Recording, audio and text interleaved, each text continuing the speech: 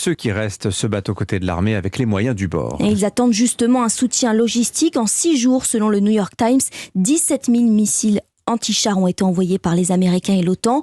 Et du côté de la France, difficile à savoir puisque chez nous, pas besoin de passer par le Parlement. Ces décisions font partie des prérogatives du chef de l'État. Les explications de William Molinier. Si la France assume ouvertement de livrer des casques, des gilets pare-balles, des équipements médicaux ou de déminage, le simple mot « armes » résonne au ministère des Armées comme un tabou. Pour une raison simple, justifie-t-on, Paris ne souhaite pas apparaître comme belligérant dans ce conflit. Tout juste, les autorités françaises ont évoqué du bout des lèvres des équipements militaires, mais depuis quelques jours, on assume l'envoi d'armes létales tout en les qualifiant de défensives.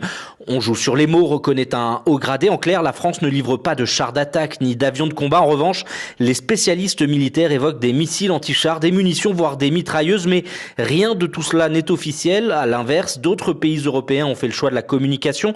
C'est le cas entre autres de la Belgique, la Croatie, le Danemark, les Pays-Bas ou encore le Portugal. Ils fournissent des milliers de fusils d'assaut ou de précision, des mortiers, des lance-roquettes. On n'est évidemment plus dans le champ lexical des armes de défense que l'Europe croit acceptable pour Moscou.